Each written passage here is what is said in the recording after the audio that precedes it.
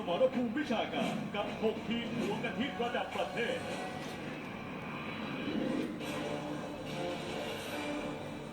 โลกใช้เวลาหมุนรอบตัวเอง น้อยกว่าโคจรรอบดวงอาทิตย์ น้องเจนค่ะ365 เท่าค่ะ น้องเจนไม่คิดว่าจะรอตัวเลือกจากครูก้อยเลยเหรอครับ จริงด้วย การค่ะ ข้อขอไข่ครับ ตวงค่ะ ดวงค่ะ ดวง น้องแบงค์ค่ะ ลูกพี่ในวันครับ มั่นใจไหมข้อนี้ โอ้100%เลยครับเอาถูกต้องครับ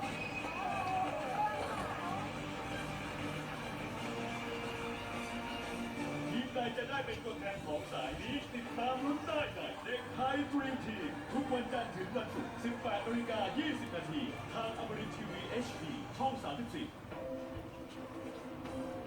กำหนดสิทธิคนไทยตามร่างรัฐธรรมนูญ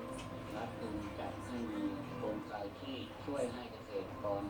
ดูแล้วมันการพัฒนาการรัฐธรรมนูญเพราะมันไม่มีหนังสืออะไรออก